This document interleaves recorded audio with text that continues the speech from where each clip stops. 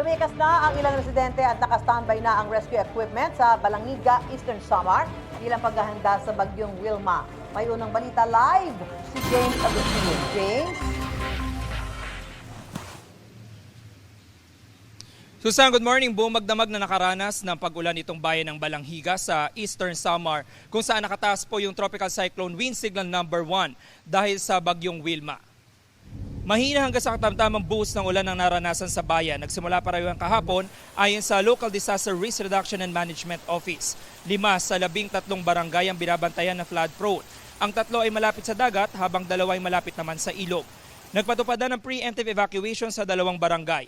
Lumikas ang ilang residente sa kanilang mga kaanak at mayroon din naman sa temporary shelter. Nakastandby na ang mga rescue boat at iba pang search and rescue equipment gaya ng mga life vest at salbabida. Inihanda na rin ang mga modular tents kung kakailanganin. Sabi ng LDRMO, ulan at shear line ang binabantayan nila na posibleng magpabaha sa ilang barangay.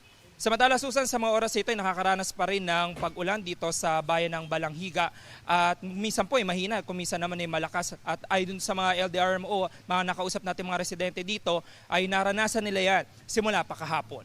Yan muna yung latest mula po dito sa Eastern Samar. Ako po si James Agustin para sa GMA Integrated News. Gusto mo bang mauna sa mga balita? Mag-subscribe na sa GMA Integrated News sa YouTube at tumutok sa unang balita.